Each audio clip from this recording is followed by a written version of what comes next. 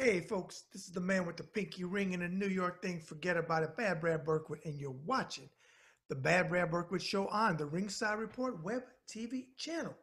Now hit that button and subscribe. Leave comments below this episode. I greatly appreciate it. Hey folks, we broke 2,000 subscribers this week. We're actually at about 2009. So for everybody out there that supports this show and my other content on my YouTube channel, I greatly appreciate you from the heart. Thank you very much. Today, we're going to Florida. All right. Everybody knows from 75 to 84, I lived in Florida. Sunny weather. We're going there. My guest is an author, a gym owner, a boxing trainer, a cut man,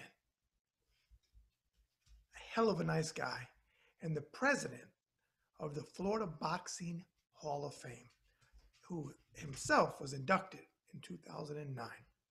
He's the gentleman that contacted me 2 weeks ago and told me the honor of my lifetime that I'll be inducted into the Florida Boxing Hall of Fame in the class of 2021. It's Father Day weekend in June. This gentleman is the one, the only, my brother in boxing, who I cannot say enough good things about. And folks, you know I don't pull no punches. Okay, I like who I like, and I don't like who I don't like. But this gentleman, I like a lot. Please welcome to the show, Steve Canton.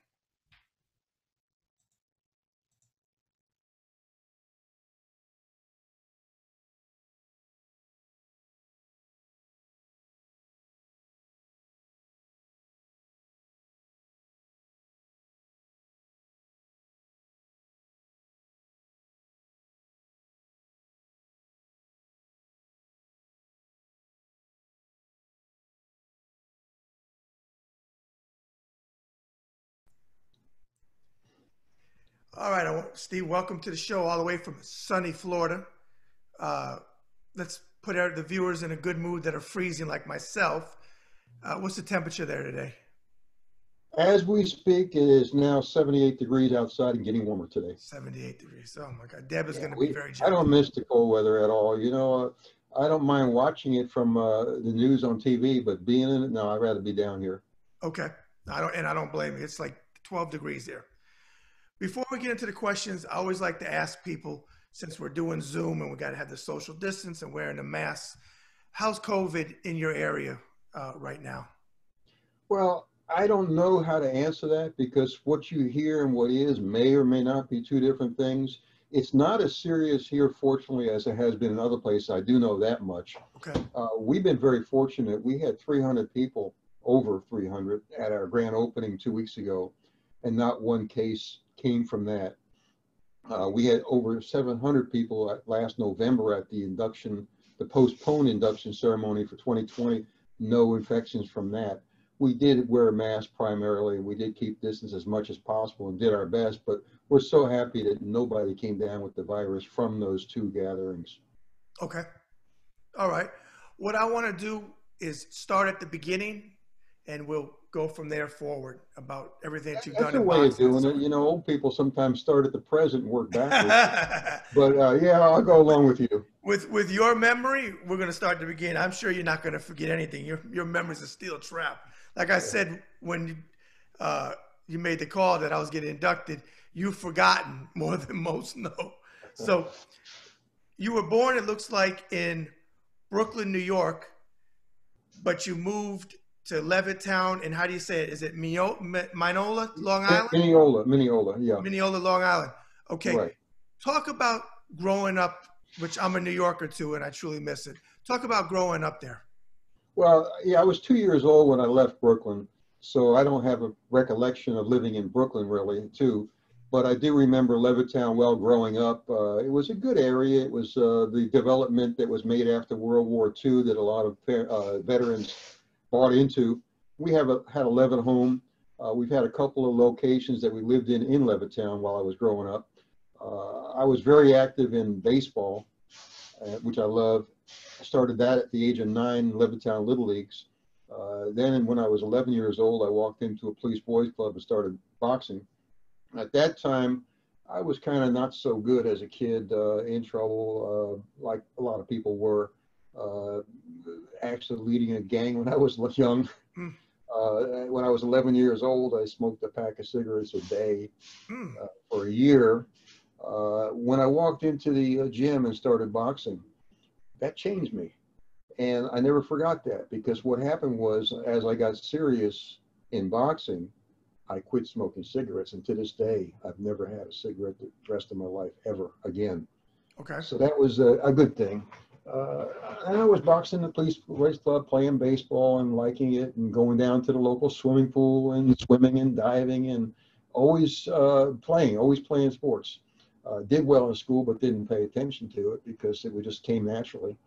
And then when I was 15, I was in high school as starting my junior year, and I was playing on the baseball team, and which I loved it.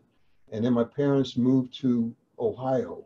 My father got a job as a writer for the civil engineer, the worldwide publication based in Wright-Patterson Air Base State in Ohio. Fairborn was the city. Okay. And we moved there, and I finished my high school there, my junior and senior year. And 3 days after graduation, at the age of 17, in June of '64, I enlisted in the Air Force. I turned 18 in July. Went to tech school at Keesler Air Force Base. Shipped out for Italy, San Vito dei Normandy Air Station, Brindisi, Italy, I've been there. December of '64. And there's kind of a funny story involved there. I got off the airplane when I first arrived as a 17, just turned 18 actually. And I looked around, I go, look at all the foreigners here. I said, wait a second, this is their country. I'm the foreigner here. So I'm walking to check in. I get off the plane. I'm going to check in for the first time. And on the way to where I'm supposed to go is the base gym. And I don't know what happened, but I somehow wandered into the base gym first. And I see a board with various sports listed, dates and so on. And I saw boxing, Madrid, Spain, January 15th tournament. And I'm thinking, that's a pretty cool thing. I'd like to go to Spain. I studied Spanish in school. I can speak a little Spanish, and Spain would be a great place to go to. So I looked to see who's in charge of the gym. Except something happened here. I walk in and I see a guy sitting there with 2 bars on his shoulder. And I remembered learning that 1 bar was a lieutenant, but I couldn't remember what 2 bars was. So I called him a double lieutenant. He kind of got a little upset, and when he calmed down, it was no disrespect. I found he's a captain. Okay, great. So we're talking, and what are you doing here? Well, I saw on the board there, we've got a boxing tournament coming up in Torrejon Air Base, Madrid, Spain, next month. I'd like to go there. Well, then he reads me the riot act. Well, you can't go there. That's the best fighters in the world in those tournaments. This base has never had anybody represent the base. We don't have any training facilities. We don't have a trainer. We have nothing here. A small air station. You can't just get off a plane and end up fighting in a tournament that's the best fighters in the world in 4 weeks with no way to train and get ready for it. So we argued back and forth, and finally he goes, you're serious? You really want to go anyway? I said, of course. Okay, where are you working? Well, I didn't know how to answer that because I hadn't checked in yet, which started another argument. What are you doing here when you haven't even checked in? Well, I don't know. It was on the way to checking in. So he calls and he finds out where I'm supposed to go, gets me off, and sends me to TDY to Spain to fight in the tournament. So I go to Spain, and when I arrived there, I met some people that were on the boxing team, European boxing team. You had to go through some qualifying tournaments, which I went through, and I find myself fighting in the European Championships, USAFI Championships in '65. Actually started down it was December '64. It was in '65 in the beginning of the year. And I won the championship as a welterweight that year. So I come back to the base. Now it's a different story. Instead of you can't go, what can we do? Can we get some equipment ordered in? So he ordered a bunch of equipment to set up a little private training program in the base gym. My own heavy bag and a little area and so on. So anyway, the following year, he calls me in the office and he goes, okay, we're getting ready to cut your orders to go back and see if you can do it again. I said, great, okay. He says, well, we're going to send you on a military hop. You're going to take a military hop and go over to Madrid. stay at the barracks. I said, wait a second. You want me to represent the base this year? Last year, you didn't want me to represent the base. You didn't want me to go. I came back with a title, and now you say you want me to represent the base. If that's true, I don't want to go TDY on a military hop. I want to go first class Alitalia Airlines. I'm an 18-year-old I've kid. flown on them. Go ahead. Yeah. So he looks at me. He says, "My goodness." He says, "Okay, you got it. Alitalia Airlines, first class ticket, right? Now you're going to stay at the base." No, I'm going to stay at the first class hotel there in downtown Madrid. You were ballsy. Yeah, I'm a little crazy kid. See? So I go there and I stay at this hotel downtown. They got me booked in a hotel. I got my first class as a little 18-year-old kid, right? So I get to the hotel, and right away I call my teammate from the previous year, Forrest White, who I was close with, who lived there in Spain, and that's where he was stationed. So he comes to the hotel. And I remember in those days, it was kind of interesting, Brad. They had a machine for 25 cents where you buy beer, like we have a machine to buy soda, right? So Forrest White comes over there. We sit down in the room of this first class hotel, and he's got this giant thing of potato chips in a can. And we emptied out the beer machine. Sitting there talking, catching up for the past year.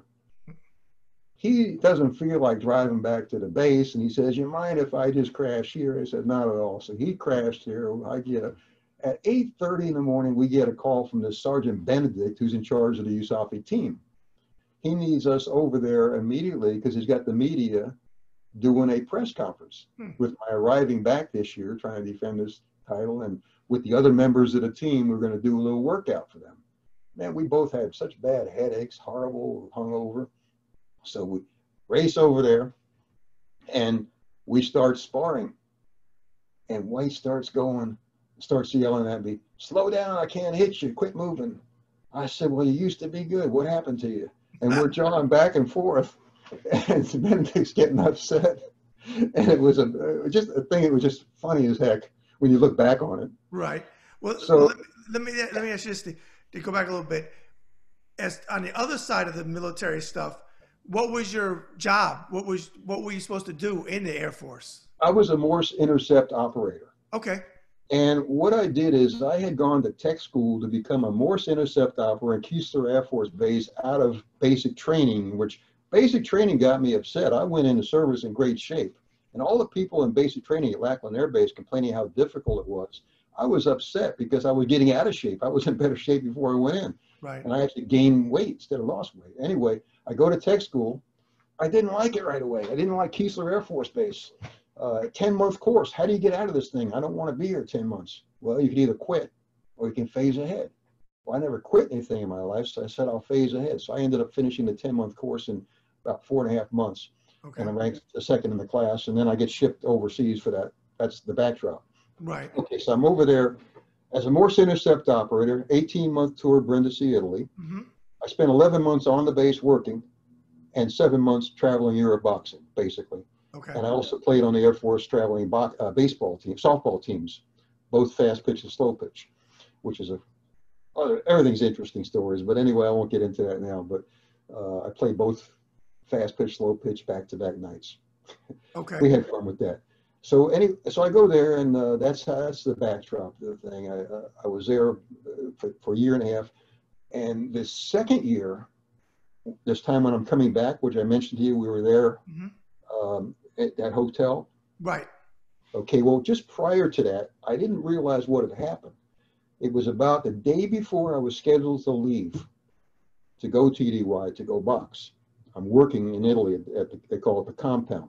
Mm-hmm. And I'm sitting there receiving a signal. And usually when you're experienced, you can listen to the signal that's being sent. It's almost like a person speaking with an accent. You can tell what country sends it by the way they send it. Mm-hmm. So I'm listening to this, and to me, it's a Russian transmission. You don't know what's being sent. It's in code. So you hear what's being the letters, and you type down letters on they call a Western Union typewriter, if you're familiar with those. Mm-hmm. All capital letters. There's no number one there, and so number one is there instead of the L. Right. So I'm on that typewriter typing it. All of a sudden, what do you call it? the person who analyzes it, the tech man that comes in and tries to break the codes, and he comes over my shoulder and he's looking at this transmission, and he goes, who's sending that? I said, it's a Russian transmission. And he says, let's get a Mayday fix and see where it's coming from. It originated in southern Spain. Now, I'm in Italy this time, right. Italy, heel of the boot. This transmission coming from southern Spain. And he goes, it can't be a Russian transmission. They're not supposed to be there. You know, at that time, it's Cold War time. When he said that, I got upset because I know what I'm hearing. And I said to him, not only is it a Russian transmission, it's a Russian Army transmission. That's exactly what I said. Next thing I knew, there was about 30 analysts over my shoulder. And I'm typing page after page after page. And as I'm typing these pages, they're being torn off the typewriter and taken back in the back room to analyze. I had no knowledge of what was going on until long afterwards. And what I'm telling you could not be said for 50 years because right. Oh yeah, I worked at Intel. Now of course I can say it, which I did. So I take off after I'm done, not knowing what's going on. The next day I go to Spain for the tournament, and that was that story. Okay, I found out afterwards. You may recall there were 3 jets that crashed in southern Spain in January of 1965, carrying atomic bombs. Right. They didn't detonate. 3 were in land, 1 was in sea. There were 4 of them, actually. They didn't know the location of it. It was top secret during the Cold War. And what was I had intercepted a Russian message from the Army, which they disputed me at first, who had discovered the wreckage. Wow. And they were sending their troops to recover some of our secret information, what was in the crash site. So when the code was broken by us, from what I understood afterwards, it went all the way to Lyndon Johnson, who was the president at the time, who authorized troops to be dispersed from southern Spain to go search the location. And as the American troops got there to where the crash site was, they looked up and the Russian army was coming right over a hill and saw the Americans and turned around and left. That's how close it was for them getting those top secret atomic bomb information. Wow. And we recovered that. Well, after that initial meeting, because I had gone the next day, and Forrest White was there, and we had that night together, and we sparred the next day. Then the next day, I'm in the gym, and White's not there. And then where did he go? He was called, and he was one of those people that was sent out searching that site. And it's really messed up his life. And it bothered me for years when I found out afterwards, because I felt guilty about it, because what happened was he was the greatest amateur boxer I ever saw. And I saw a lot of the great fighters. He was the best there was. Phenomenal fighter. So what happened was he goes there, he's on a search mission, he gets exposed to all this radiation, and he ended up with lifelong illnesses that destroyed his entire life forever. And he never could box after that. But what had happened though, he was gone. This should show you how good he really was. He was on the search mission. We go through Spain, we go through France, we go through all these different tournaments to get to the championship again, European Championship, USAFI. So after qualifying for all these tournaments, I'm at the final one. And Forrest White, who hadn't been there, but he actually was qualified as a defending champion, they at the last minute let him go from southern Spain to let him fight. So I'm in my room the night before the first weigh-in for that big tournament. The weigh-in was 9 a.m. About 2 or 3 in the morning, I get a knock on my door. I open it up and there's White standing there. He's ragged looking, terrible. He says he's been on military hops for 3 days. He hadn't eaten in a couple of days. He got released at the last minute. He wants to weigh in and fight in the morning. He has no idea what he weighs. He fights at 165. He had no equipment with him. So we get up. I check him. He's 173. And he hadn't eaten in 3 days. And he's really looking ragged. So what happened was I give him my workout outfit because he had nothing with him. And we're working all night together instead of him sleeping. So we go to the weigh-in at 9 o'clock in the morning or 8 o'clock, whatever it was. May have been 8. Everybody was shocked to see him. We didn't say a word of what happened. He walks in, he hops on the scale, he's 165. Wow. Okay. Now we sleeps all day. Now I made weight and we relaxed all day. That night, he ended up drawing Lewis Grant, the #1 ranked fighter in the world at the time, from Germany, stationed in Germany, Hmm. who was one of the top fighters there is. That's who he drew with zero training, Wow. that kind of conditioning, and he beat Lewis Grant that night. And then he fought the top fighter from the UK in the finals, Kenny Hooker, and he beat him to win the championship again. That's how great of a fighter he was. After I got out of the service in '68, the 68 Olympic coach was the personal coach of an Army fighter named Martin Brzezinski, you might remember, out of Milwaukee, I believe. Okay. And Brzezinski ended up going to representing the Air Force in the Olympic trials. His personal coach was in charge. He didn't want White to beat him, so he tried to get rid of White. He moved him up to light heavyweight. He was only 5'9", put him at 178. He ended up winning the 78-pound championship. Hmm. Gets into the final Olympic box-off. And I'm trying to think of the gentleman that he fought, was a former 3-time world champion amateur who was that weight class. And White fought that guy from the Army for the right to be on the '68 Olympic team. And that guy won a disputed decision over White that most people thought White won. This shows what kind of quality he was. Right. And then I get out of service in '68. I'm looking for him forever, for years, can't find him. I'm shocked I don't hear about him in the boxing business. And 30 years later, I found him. The story is been coming back to you, I know, because you read it. Yeah, you read it in the book. Book. Yeah, and it's sad, but that's anyway. That's.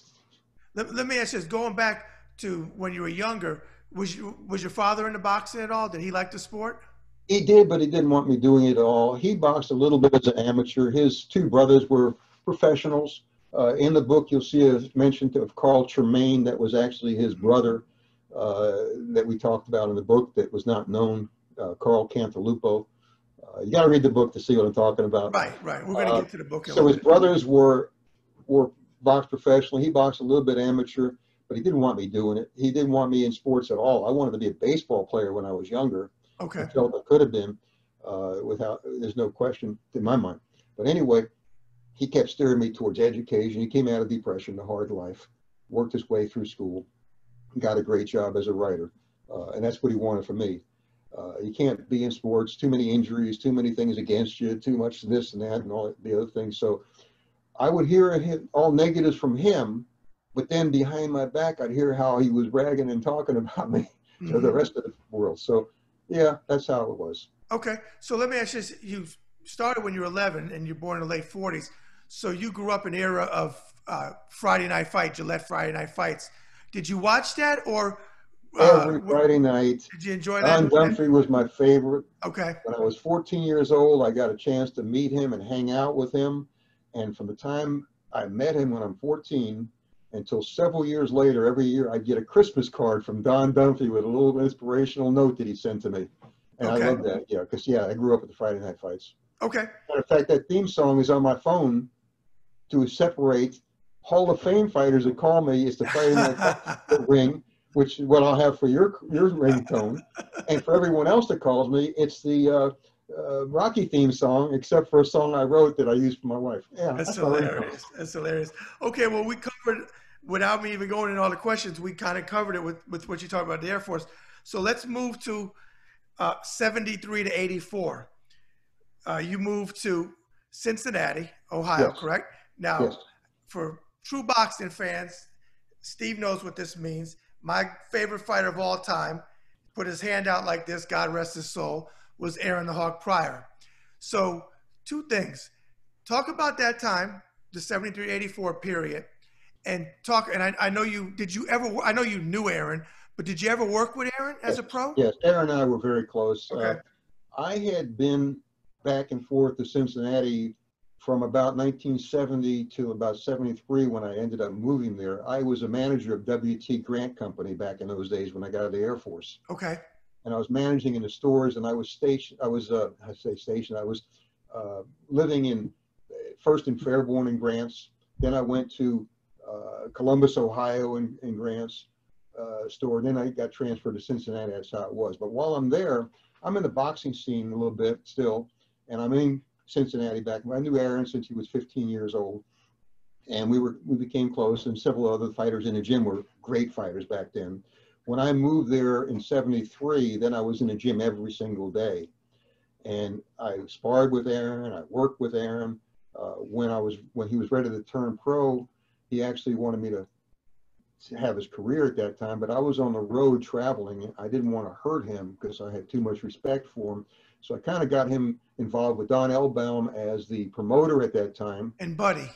And Buddy, yeah, who was the manager. And I still talk to Buddy. He's in his 90s and still hanging on. He's still alive. God bless him. He's still alive. I talked to Buddy just about 6 months ago when Billy Joyner passed away last year. That was one of my close friends.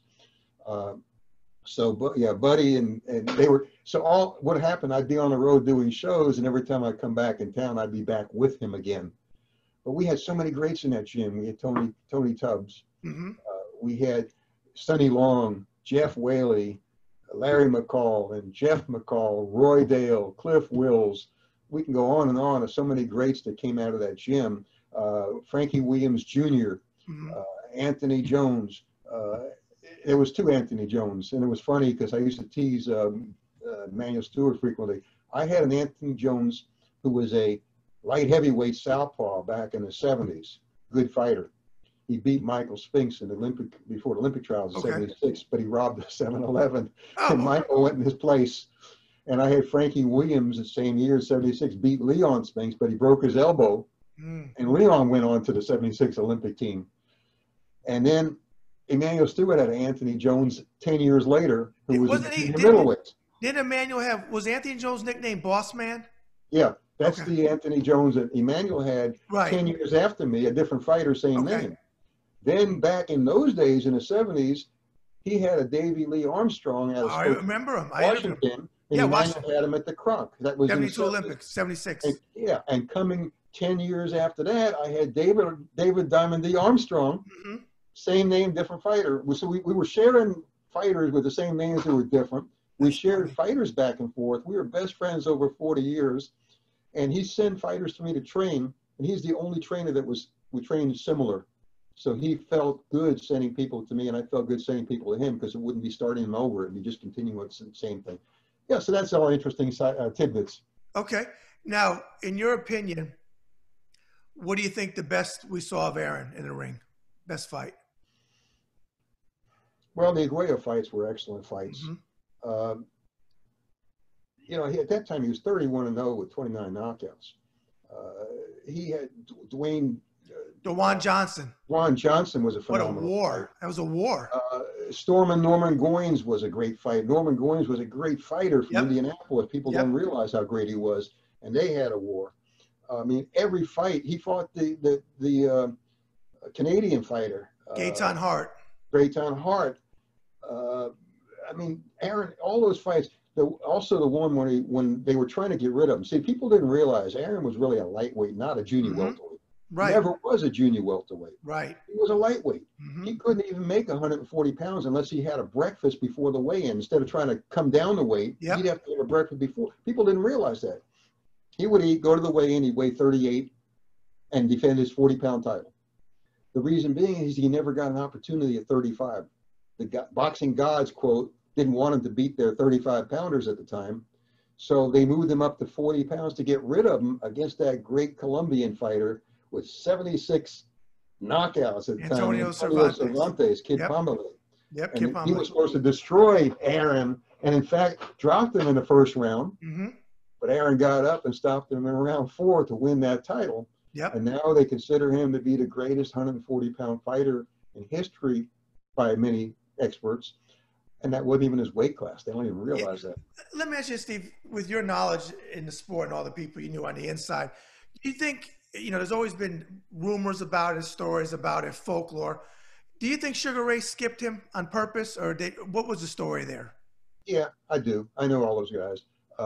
Aaron would fight, would spar Sugar Ray in the gym, and Aaron would give it to him too much. It would be too hectic. It was tough sparring. Aaron would never back down. I used to spar with Aaron every day. And I know he would work hard in the gym. Okay, so he didn't want, Ray didn't need that, because what would he gain? They would say, oh, he beat a lightweight, moved up to junior welter, who's now moving up to welterweight. That's what they would say if he wins. Right. But he knows it's a difficult fight, so why would he gamble to fight someone like that when he can make huge money against the guys he can beat? Right. So in his mind, it wasn't that he's afraid to fight him. No, Ray was not afraid to fight anybody, but it wasn't a business decision that was good for him to fight Aaron. And Sugar Ray would got in the ring with fight anybody. His management, right. But his management says they don't want no part of Aaron Pryor for Sugar Ray Leonard because there's nothing to gain and everything to lose, which business-wise makes sense. And that's why the fight never took place with Ray. Now, to backtrack, as you know, in the amateurs, Aaron beat Tommy Hearns. Right. For the national title. He beat Hilmer Kente Hilmer Kente out of the Kronk. Yep. Too, another great one. Yep. First fighter to be a champ for the Kronk, by the way. Yep, first fighter. And lost to Sean O'Grady. Great fight. Exactly right. Yep. So all those interesting things. Yeah, but Aaron was avoided for that reason. Business sense. Okay. And for the younger viewers, look up Aaron Pryor, Aaron the Hawk Pryor. He was 39-1.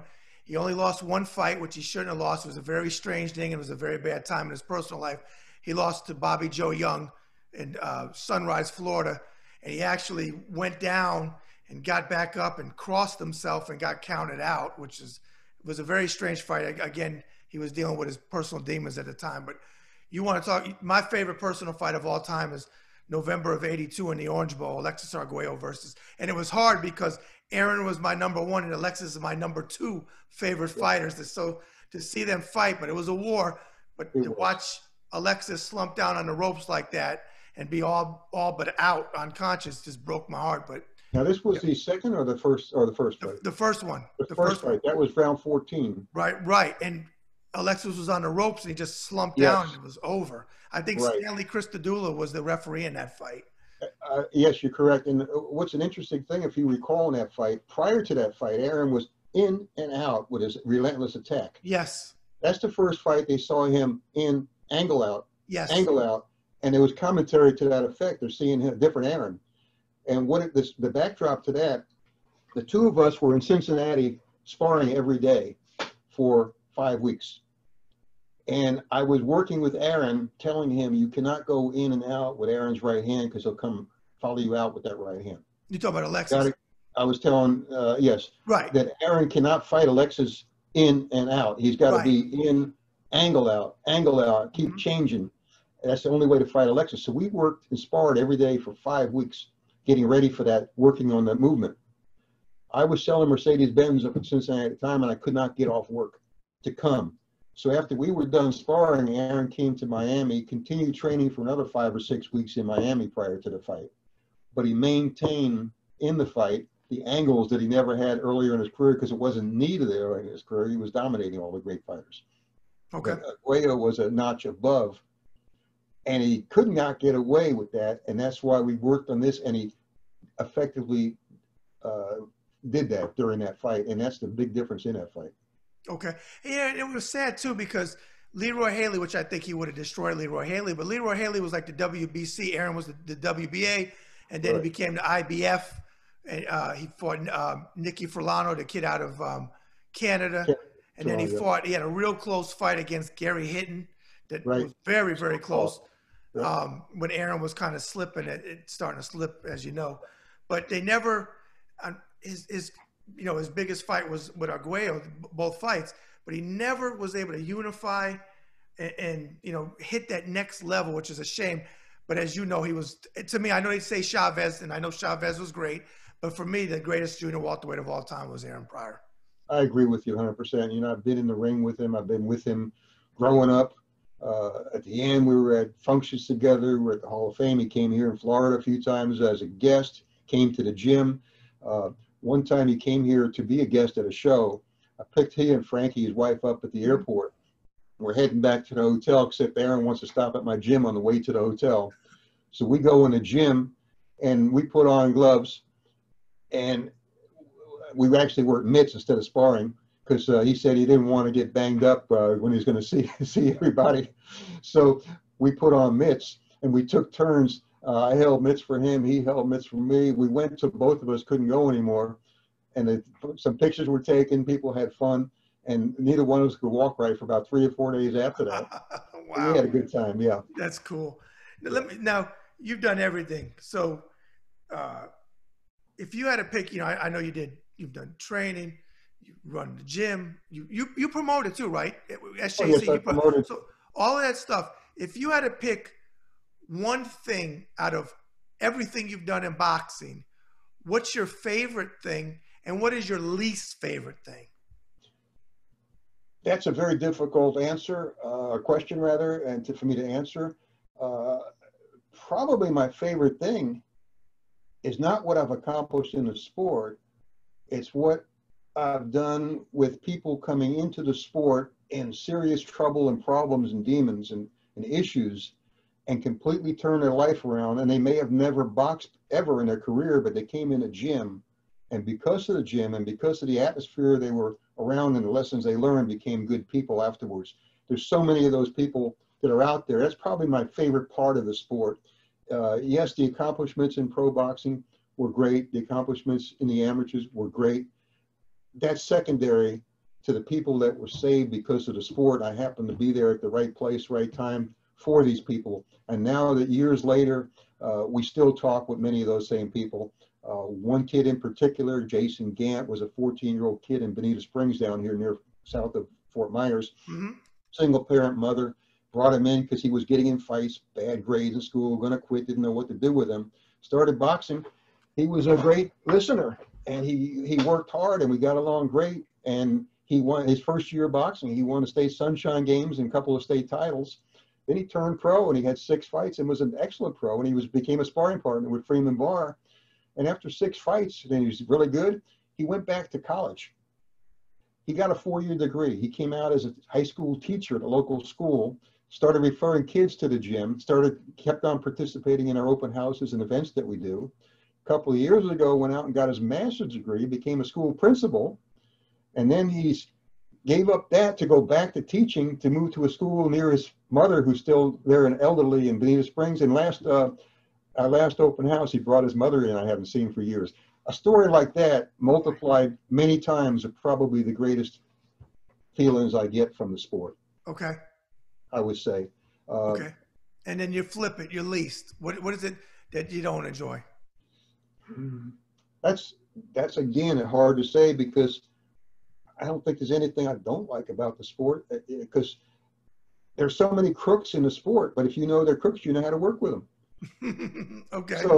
So they don't burn you. Yeah, I can't say anything. Maybe the least are the fans today who don't know. Yeah, I think that would be my least favorite thing about the sport is fans today looking at the fighters today and saying, this is an all-time great, that's an all-time great.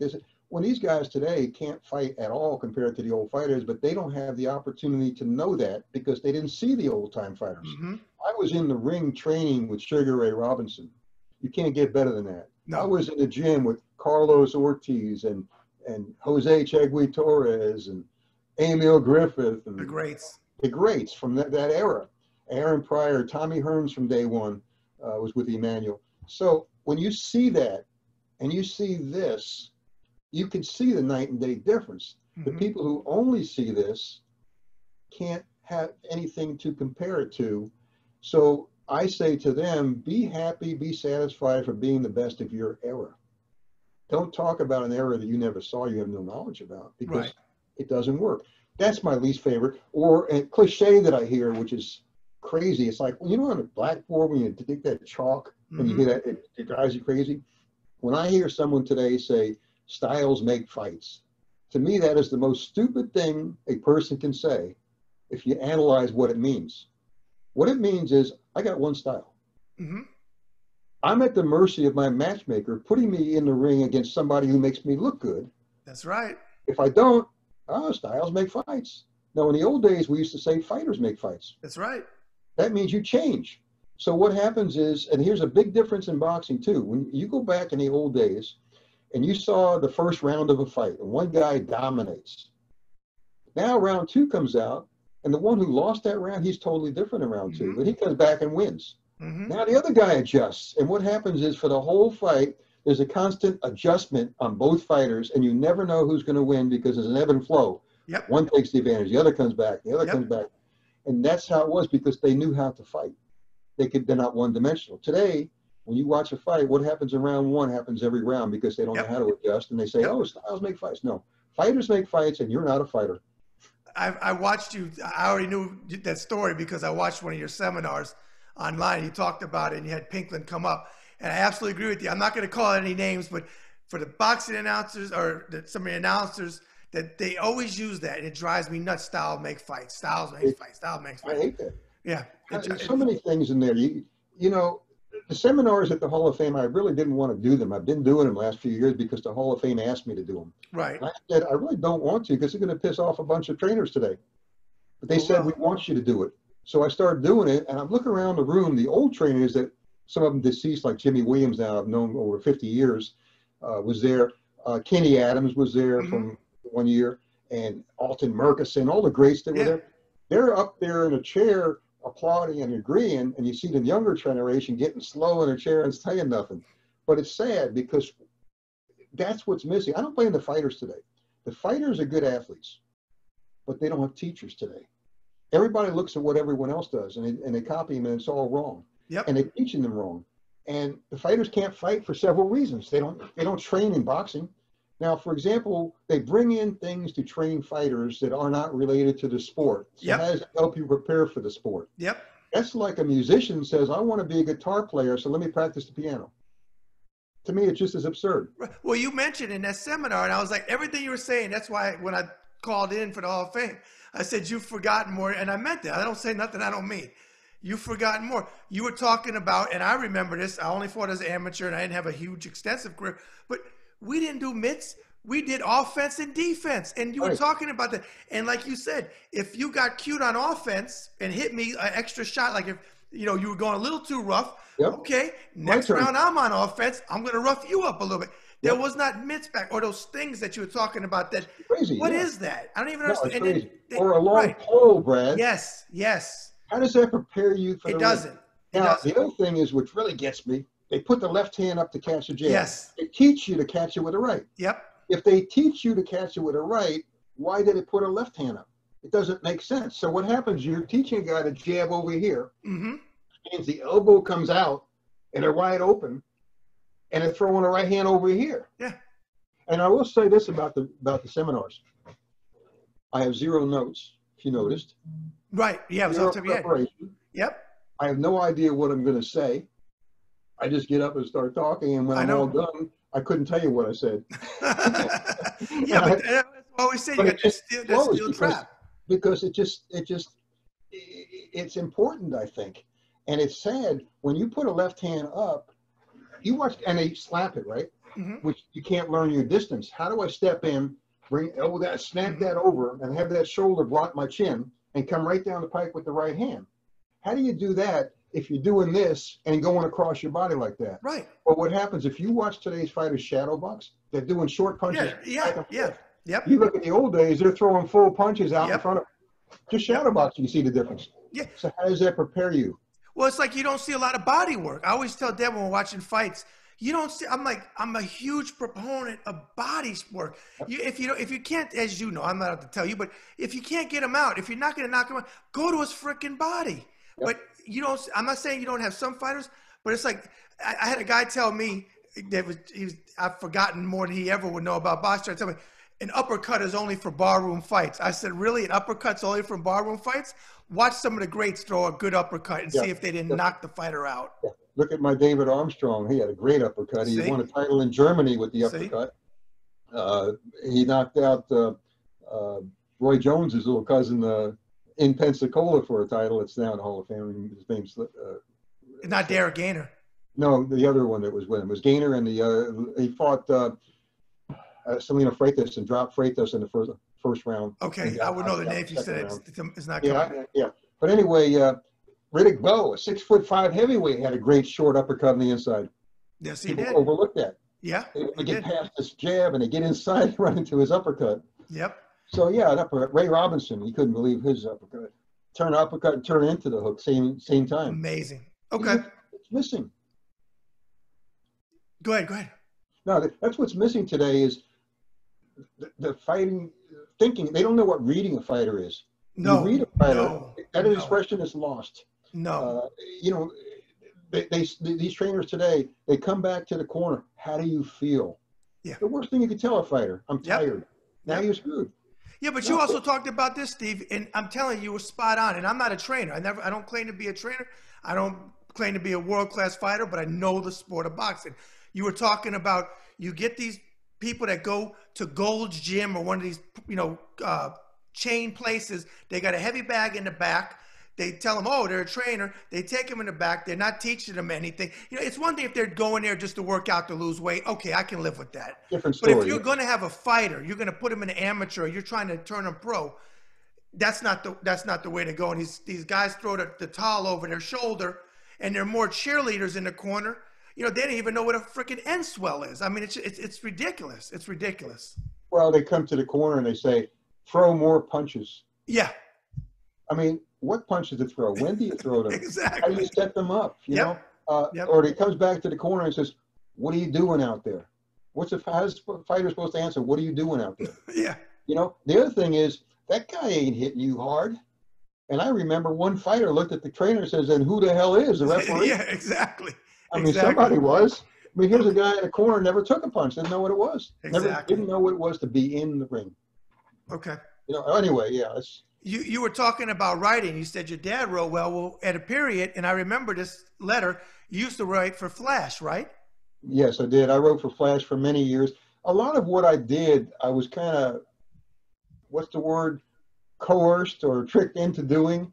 Yeah, Virgil, who was, you remember, the publisher of Flash out of California, was a great guy. Yep. And he called me up one day and he says, you know, I want you to do a little Florida column for us, just one time. So, okay, so I did it. And then I liked it, do another one. And then he kept harassing me. Okay, so I ended up with a regular column that I had to do because he kept wanting me to do it. So I wrote for Flash. I wrote articles that came out in Ring and in Boxing Illustrated and KO, all the magazines through the years. Mm-hmm. And that's what I was doing, doing tributes to people, basically. And then I came out with the book in 2014 that I didn't want to write again. Boxing people, Hank Kaplan used to drive me crazy. You need to write a book. You need to write a book. I loved Hank. I don't want to write a book. I don't have the 2 or 3 years it takes. I got other things I'm doing. It takes too much time. Finally, Don Cogswell, who's a boxing writer, IBRO member, he's actually president of IBRO now, came to the house one day and started in, you're writing your book. No, I'm not. Yes, you are. He walked into this very office that I'm sitting in talking to you, got on my computer, and he downloaded software to Blurb, which is a format that he used to write his book, which gives you the option. You can lay the book out yourself, take it and send it to a publisher. Mm-hmm. You can lay it out and send it to them, let them publish it. You have options, or you can just do it yourself totally and edit it and then use their printer. Right. And he said, that's what he does. He says, you do what you want. So he downloads it. So I'm stuck with a book. And I got this bad habit, Brad, that once you start something, you finish it. You know, it's a bad habit that's missing today, right? Yes. So I didn't have time to spend 3 or 4 years. So in 7 months' time, I would be day and night writing a 370-page book with 500 pictures in it, 550 pictures actually, 370 pages, and I lose track of the time. My wife would bring in a sandwich in the middle of the day, and then it's time at 6 o'clock to go to open the gym up, so I run over there. So in 7 months' time, we got the book written.